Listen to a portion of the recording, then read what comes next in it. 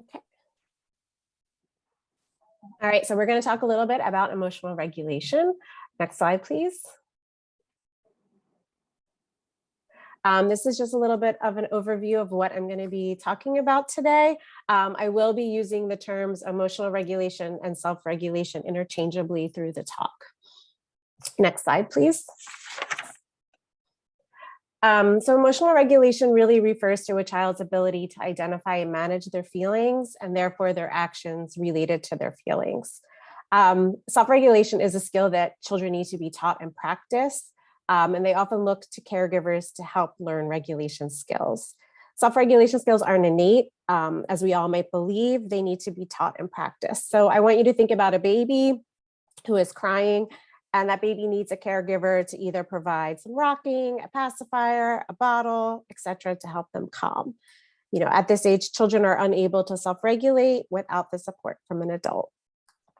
Teaching self-regulation skills can be difficult and uncomfortable, but I encourage you not to shy away from this. All of us want to avoid situations that make us uncomfortable, and we feel the same way for our kids. So we want to avoid situations that cause them to tantrum or become upset. But please remember that difficult situations are great teaching moments and ways to help children learn self-regulation. I also want to say it's really important that we all learn about our own self-regulation needs and we honor that our own self-care needs. This is really important because we need to be able to self-regulate ourselves, and the ways that we self-regulate may not align with your child. So it's really important to find ways to complement your style and your child's style so you can support them with their emotional regulation. I am going to talk a little bit more about sensory regulation in this talk, which impacts the ability to self-regulate, of course. Next slide. So I want you to remember that behaviors are a child's way of communicating. This is really important with children with autism because deficits in communication are often, a hallmark of autism diagnosis. So, look at the behavior that you're seeing. What is the child trying to tell us? Why is the behavior occurring? This is very important. Some things you want to think about when you're looking at behaviors is the intensity of the behavior, how often the behavior occurs, where does it occur, and where does it not occur? Medical factors, do you know if the child is feeling okay? And what skills a child has. So what are their skills within communication, their play skills, their ability to self-regulate? Does that child have those skills, or do they need some help to learn these skills so that they can replace some of these negative behaviors you may be seeing?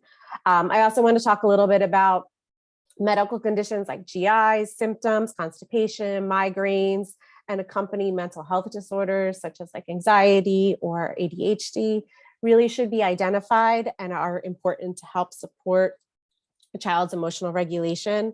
Sometimes these behaviors that you see are a way that a child's trying to let you know that something's just not right with their body. So it's really important to discuss behaviors with your medical provider. Next slide, please. Just going to list some common triggers of behaviors and then some responses in the next slide to these triggers that may make these behaviors continue. So one thing we often see is escape. So a demand is placed or implied by a child. The child doesn't want to, do that. They want to get out of that demand. Maybe the demand is too challenging. Maybe it's just too undesirable. It doesn't have enough reinforcement for them, it's not motivating, or it doesn't meet their sensory needs. It could be something tangible that they would like. They are being told no or being asked to wait. They're not able to ask for what they want, so they're getting something that's not what they want. So basically the child wants access to something now. I think we see this a lot. Another reason you might see some behaviors is attention. So maybe the child is just kind of bored, or it's a downtime.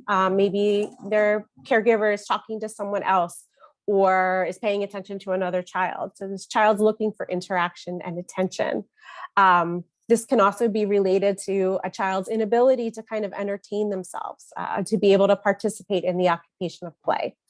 And another trigger of behaviors could be automatic. So it could be, again, some downtime, some boredom, lack of play skills. They have a high sensory need in a low sensory environment. So they're looking for a lot of movement. They need that. and they're being asked to, sit in a chair for a long period of time. They also might be experiencing some pain. A lot of times these automatic triggers are related to sensory needs. This is where you might see some of those stimming type behaviors and repetitive play. You can go to the next slide. This one, yeah. So for escape, we might reinforce the behaviors by stopping the demand that we're asking or changing the demand to be something that's easier for them, delaying the demand or giving them a reinforcement to get them calm. Tangible, same thing, giving the child what it is that they want, or giving them more time with the item that they have. Attention, talking to the child, yelling at the child, any kind of physical contact with the child can be reinforcing. And automatic is, a little bit harder because the reinforcement is internal to the person. It kind of reinforces itself. So that's a great time to provide, some sensory activities either at the moment or prior to maybe these behaviors occurring to kind of help meet those child's sensory needs. Next slide, please. And just a little bit like an emotional reaction or response can be too big, too small, non-congruent, or just right. So if a sibling takes a favorite toy from a child, it's something too big, the child starts screaming, throwing items, throws a tantrum for 30 minutes. A too small emotional reaction might be not reacting to the sibling grabbing the favorite toy from our hands. Non-congruent might be something like laughing and giggling versus being upset or angry. And just right might be becoming angry, maybe trying to hit, the sibling, but being able to self-calm with some support from the parent. Next slide, please. Just these are some of the sensory systems. I just want to do a quick review on this. You're probably familiar with, touch, auditory, olfactory, gustatory, taste, and visual. There are 3 other senses that are very important and then just not talked about so much. So we have the proprioception, which is really, gives you an understanding of where your body is in space. Vestibular is, our sense of movement, our sense of our head position in space. And then interoception is one that is really closely related to emotional regulation. It's the process of sensing bodily signals. So what's kind of happening with our bodies. It's the sense to answer the most basic question, how do I feel at any given moment? Body and emotional connections are very related and is really the key to independent self-regulation. Next slide. I always say sensory processing is like a computer. We want to be able to take in information from our environment. We do that through our senses. We process that in our brain, and then we want to use it effectively. So for example, if you're sitting near a window and you feel a breeze come in and you're cold, a functional response would be you move away from the window, or maybe you have a sweater with you that you put on. When a child has an inefficient sensory processing, it's much harder to participate in daily activities and also to have effective emotional regulation. Next slide, please.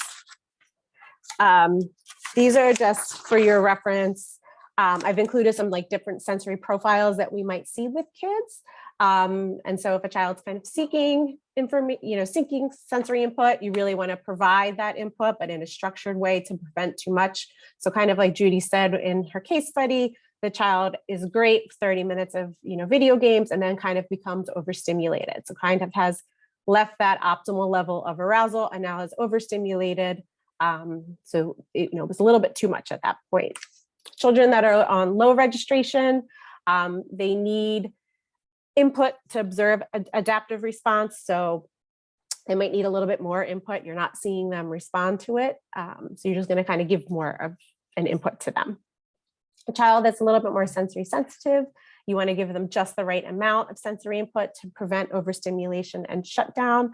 You want to do it kind of in a structured, predictable way because the child is a little bit oversensitive and can be a little bit weary of input and new activities and things coming at them. Sensory avoiding is very similar. They also feel sensory input very intensely, and so they often avoid because they're a little bit hesitant, afraid, and anxious. So again, we want to provide small amounts of the sensory input that they might be needing or in perhaps avoiding, but you again want to do it in a safe way, which is gradual and structured. Next slide, please. Children with autism have a variety of sensory sensitivities. Think about your child, it might be sound, it might be light. They also have sensory needs. They might really like movement. They might like looking at certain, aspects of toys. Big thing to remember is sensory needs and responses can change from hour to hour, day to day, week to week. So observe your child, make changes prior to kind of crossing that sensory threshold.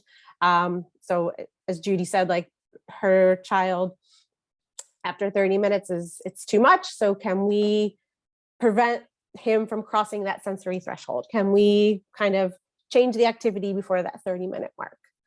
We want to help keep children in their optimal state of learning and sensory organization. A strategy that works well one day might not work so well the next day. Children often don't have a switch to limit activities, so you can kind of say, you can jump on this trampoline 30 times to help prevent that overstimulation and shut down, not letting your child jump on the trampoline for 3 hours at a time. It's the same for us too. We need to sometimes set limits on our own behavior to what we can tolerate or what becomes too much. I think about like going on a roller coaster, like the first time feels great, the second time feels great, but when you get to the third or fourth time, it's too much.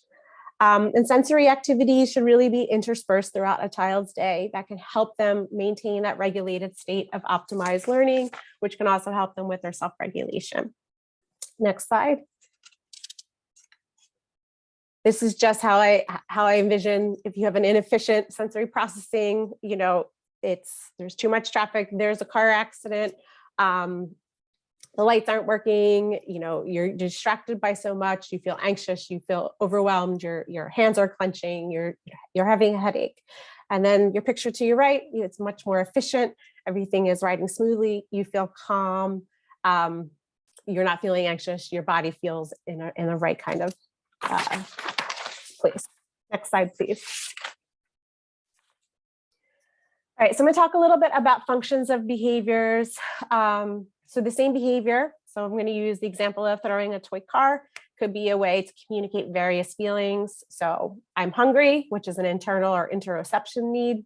I'm overstimulated. My brain and body cannot filter out sensory input around me.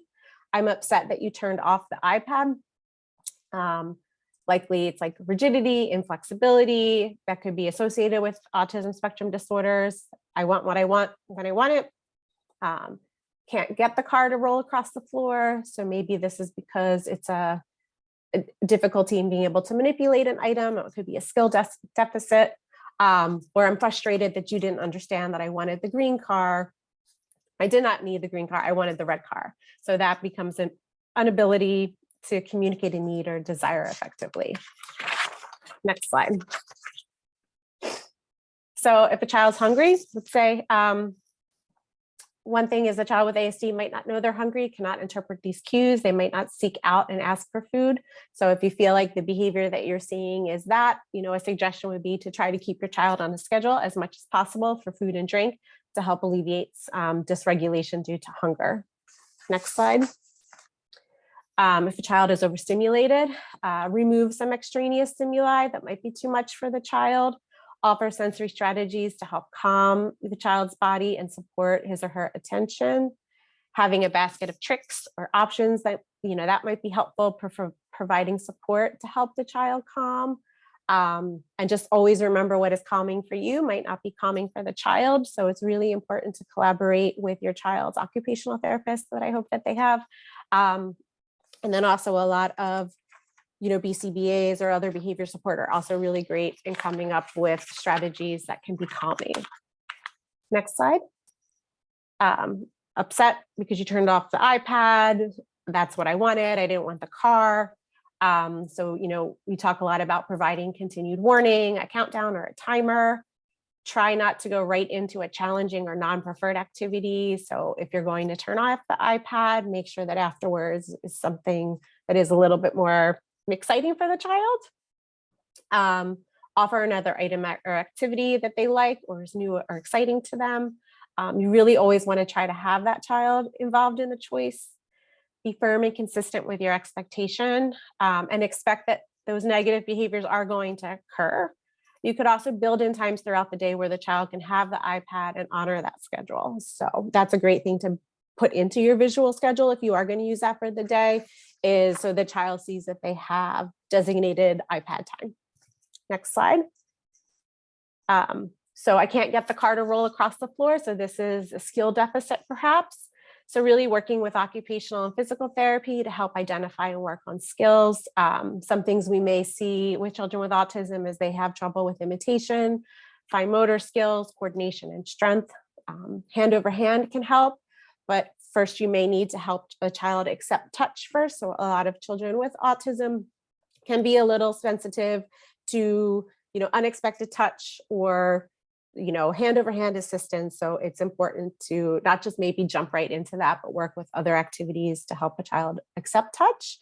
Sometimes children learn really well how to manipulate an item by watching it on video or watching another person do it. So next slide, please.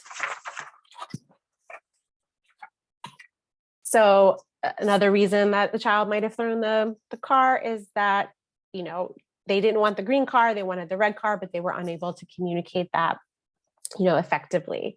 So again, work with your therapist, especially speech, on expanding expressive language, offer choices, 2 actual items or pictures of the item, keep items in sight, but out of reach to work on reaching for or pointing, and make sure if you're using pictures that you have the items available, and only offer these choices if you're willing to honor the choices. Okay, and these are some just like overall general suggestions to help with self-regulation and emotional regulation. Develop routines around appointments, the home schedule, hospital schedule, etc. Communicate routines, via written or visual schedules, or verbal if a child understands.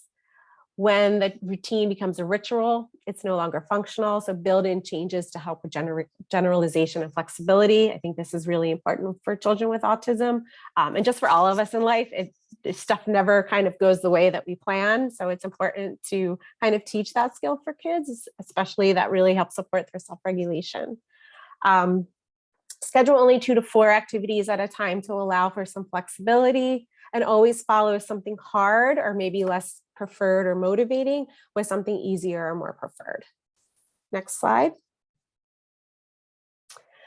Changes can be extremely stressful for children with autism, especially when they're unexpected, or if the child's unprepared, and this can result in some problem behavior. So again, the warnings, countdowns, songs, timers, those can really be used to start an activity and end an activity. When the timer goes off, the computer time will be finished, and then it's time for a walk. Social stories are really good to help prepare individuals for something new. Again, visual or written schedules, and then using timers to increase structure to help when something's going to end or something's going to begin. Next slide. We talked a lot about visual supports. It really helps children predict what's coming next and reduces associated stress or anxiety. It also helps create some rules and expectations of what's accepted. We can go to the next slides, please. We can so these are just some examples of some visual supports that are choice boards. Next slide. Some social stories. And next slide. And then different ways like for coping. So as you can see, it would be kind of helping children come up with, you can pick a way to calm down. You can go, you can go get a book. You can go put a blanket over your head. You can count to 10. You can do some deep breathing. You can go bounce on your ball. And then also helping the child learn how they can choose those things themselves. Next slide, please. Couple sensory strategies I'll throw in. I really am going to use the disclaimer, please work with your OT. Some alerting. I have a list of some activities are a little bit more alerting. So if your child seems a little bit lethargic, not interested, maybe having a hard time concentrating or participating, these might be some activities you can try. And then I also have some calming input activities. So if your child seems a little bit like overstimulated or overwhelmed, those might be some good activities to try. Next slide, please. Organize areas in the home to create designated spaces. So there's a place for meals, brushing teeth, getting dressed, calming activities, playtime. I always like to have kind of an area in a home that is kind of a safe place for a child to go when they're having maybe a meltdown where they can't get hurt. It's, or it can be a place that they can go when they need to kind of say, like, I need to take a break from what's going on around me. Keeping spaces tidy. So a few toys out at a time. Keep toys labeled in bins. This helps prevent overstimulation. This helps encourage toy rotation. And then you can have your child assist in cleanup time, which also helps with sequencing and also helps them learn kind of the routines. And then just always making sure you're ensuring your child's physical safety and their sensory safety. So secure dangerous items. You might have to put some safety locks on doors. Sometimes kids work really well if they have sound deafening headphones. Again, creating a quiet area to help decompress, making it like a safe space to have a tantrum. Next slide, please. Support bags for community. This could be visual supports, timers, sensory toys, preferred snacks, toys, etc. When Judy was kind of talking about like mystery time, this would be a great time for a child to have access to this like support bag where maybe they have a lot of choices about what goes in it. And that can kind of be their way to help transition, with things that they don't know what's going to happen next. Reduce sensory or items that trigger kids becoming overstimulated or become like an obsession with a child. So sometimes kids can kind of go past the point of first, I really like this feels really good. And then it becomes way too much or becomes kind of like an obsession for the child. And then set boundaries around your child's highly preferred toys or items. So like interrupt intermittently when they're playing, save that item for when you need to get things done. Sometimes I say if a child really likes certain TV show, that's like the time when you need to cook, you need to take a shower, you need to use the bathroom, save that they can, just kind of have their zone out and watch that show while you need to get these other things done. Next slide, please. And then just a couple of things to remember. To reduce a problem behavior, you must replace it with a positive behavior that meets the child's same needs. So, teach a child to use the picture board to make a request versus, hitting a caregiver. Acknowledge the child's feelings, offer supports, but encourage them to be active in managing regulation to the best of their ability. Again, this varies with, a child's age or understanding, but it might be something like, I see that you're very angry. We can go for a walk or we can bounce on the ball together. So kind of giving the child the choice that will help them kind of start to become more independent in their own self-regulation. Work with all of your providers, especially in OT, to help identify strategies to help with regulation for your child and for you too. I think OTs can really help parents learn a little bit more about how their sensory systems work and what feels good for them and what helps them get through the day. Consistency is necessary so your child knows what to expect, what your demands are going to be, what your reactions are going to be. You want to have kind of this same reaction that's predictable when a situation comes up. What the consequences are. Again, you want to keep them predictable so that a child learns that and then trusts that. And this is really going to help provide a safe space to practice self-regulation. And then always set up the environment to support your child's sensory needs. So, if a child really gets overstimulated very easily, kind of decrease some of the visual stimulation or some of the auditory stimulation that might be. So not keeping the TV on all day or, not having a lot of clutter around. So there's just like less visual stimuli coming in. Next slide. Okay,